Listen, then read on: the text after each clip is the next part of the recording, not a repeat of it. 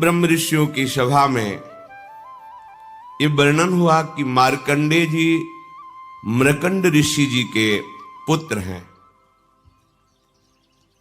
बाल्यावस्था से ही इनके पिता ने इनको अखंड ब्रह्मचर्य और निरंतर मंत्राकार वृत्ति करते हुए तप की शिक्षा दी। मार्कंडेय जी को मृकंड ऋषि ने जब से सुधि संभाली तो ब्रह्मचर्य का उपदेश किया, जितेंद्रियता का, मंत्राकार वृत्ति करते हुए घोर तपस्या का।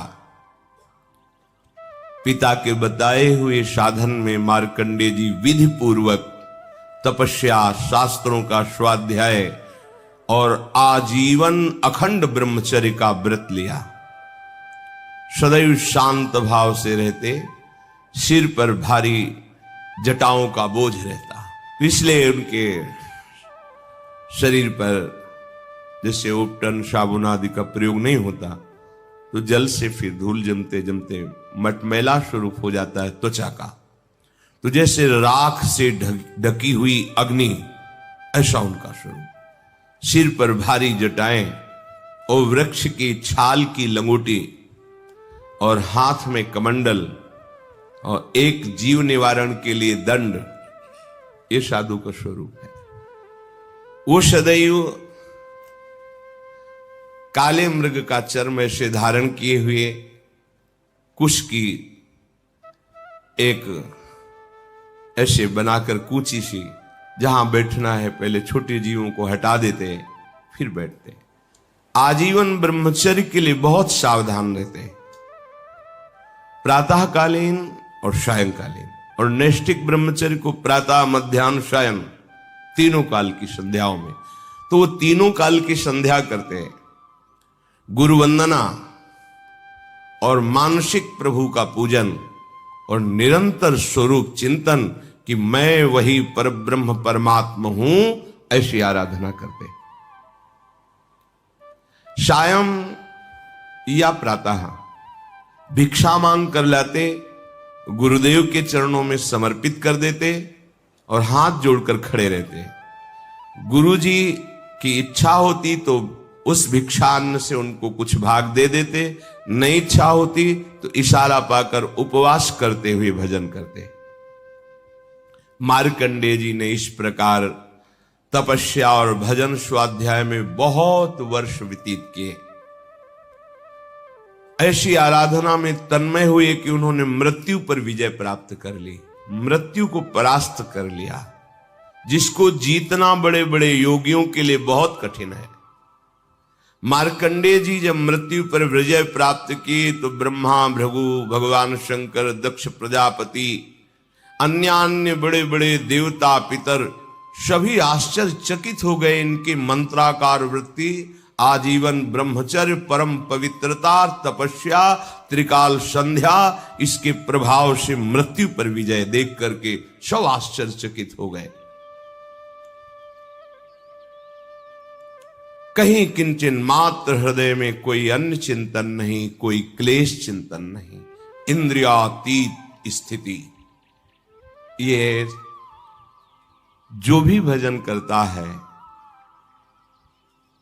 वो इसी तरह आगे बढ़ता है। पर आप विषयों को सुख मानकर जब अपने भजन पद्धति को शिथिल कर देते हैं तो आप योग्यता खो देते हैं परमानंद की। नहीं तो जिए काल बस ना परे, सेवक जी कह रहे हैं।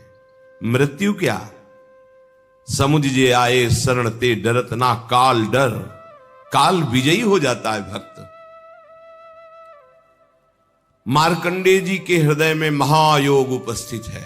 महायोग, किंचन मात्र कोई भी मन में अन्य स्फुरणा ही नहीं, केवल सच्चिदानंद भगवान।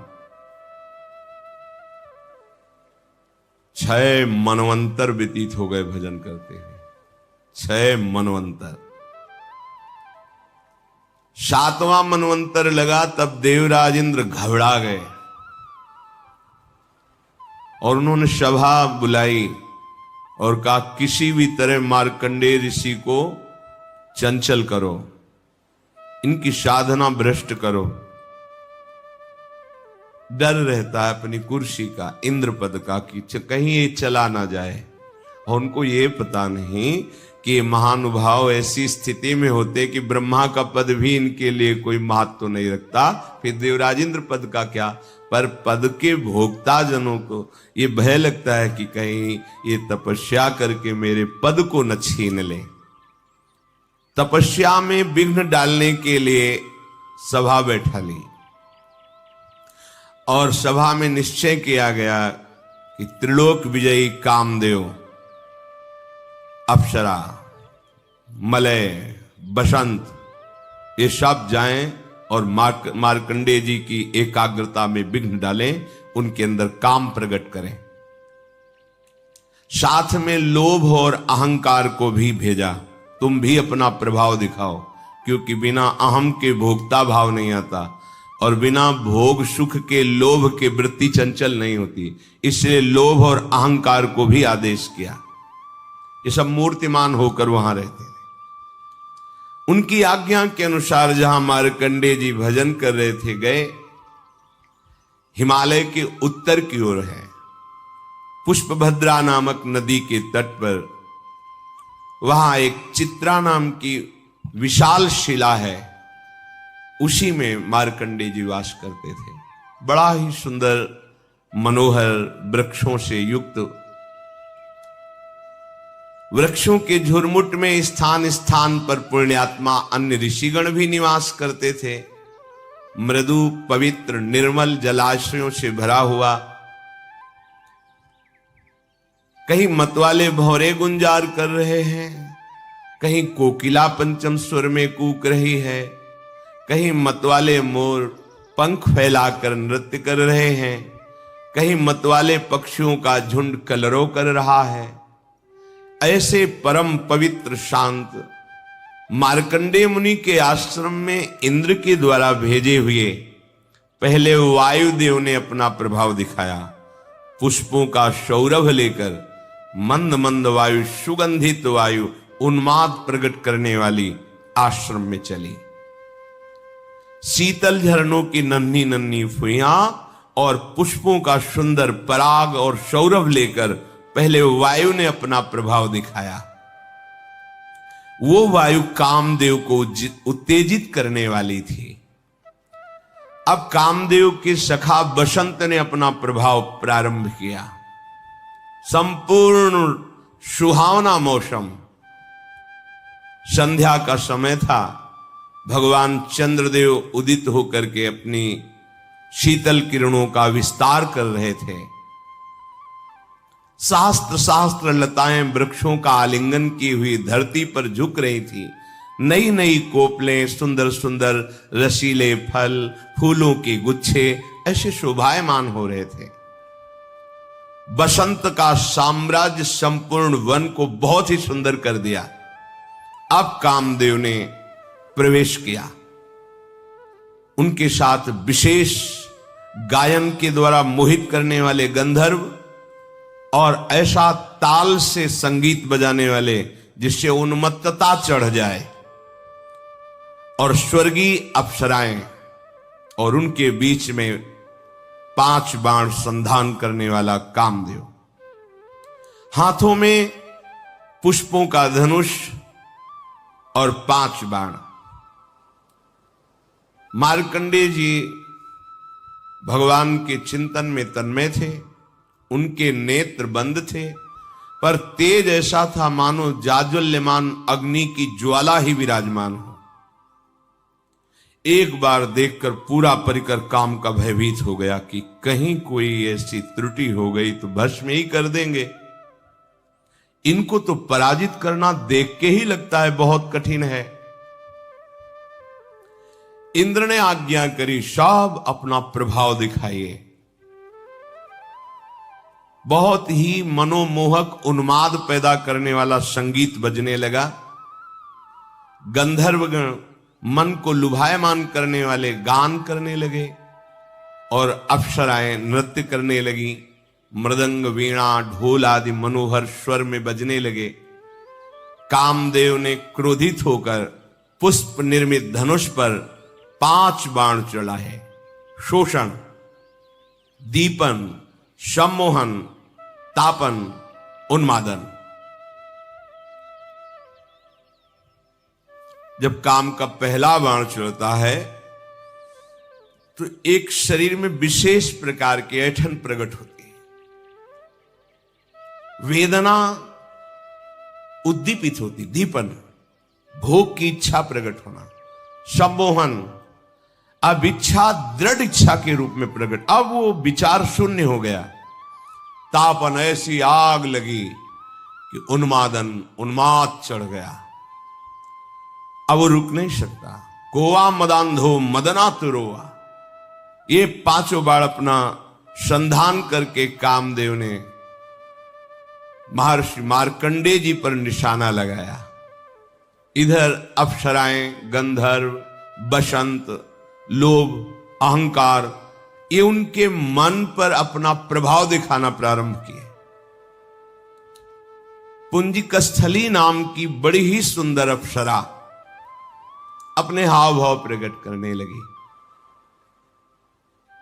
मार्कंडेय जी कुछ भी नहीं देख रहे, कुछ भी उनको अभी प्रभाव नहीं पड़ा है, शांत वैसे बैठे। उसने समझा कि अब मैं मार्कंडेय मुनि को जीत ही लूंगी। उस अप्सरा ने, कामदेव ने पांचों बाण मार्कंडेय जी पर प्रहार किए, परंतु इन सब का उद्योग निष्फल रहा। वो जैसे भगवान के चिंतन में थे वैसा ही चिंतन चलता रहा। जैसे किसी अभागे का पुरुषार्थ प्रयत्न विफल जाता है, ऐसे ही कामदेव, बसंत, मलय मारुत, गंधर्व, अप्सरा, लोभ, अहंकार सब का प्रभाव निष्फल रहा। मार्कंडेय मुनि अपरिमित तेजस्वी भगवान के चिंतन में तन्मय थे। बार बार प्रयास किया कामदेव ने, अप्सरा ने, पर उनका चित्त ही बहिर्मुख नहीं हुआ। बहिर्मुख माने मतलब बाहर का दर्शन। अब तो उनकी तपस्या के तेज से सबके हृदय में भारी जलन पैदा हो गई। उनको पता ही नहीं है, पर ये प्रभाव होता है।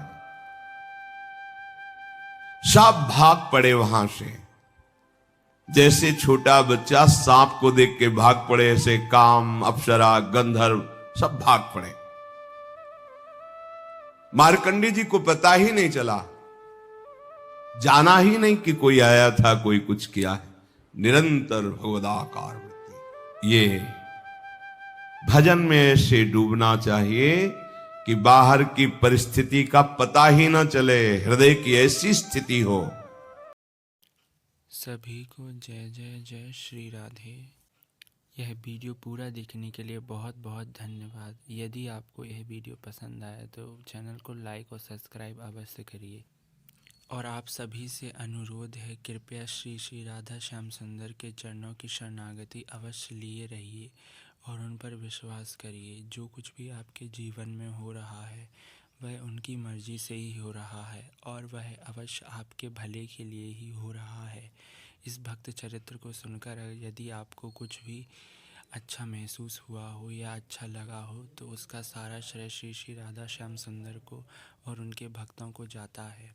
यह एक सत्य घटना पर आधारित एक भक्त चरित्र है जिसका श्रवण आपने और हमने किया है। राधे राधे।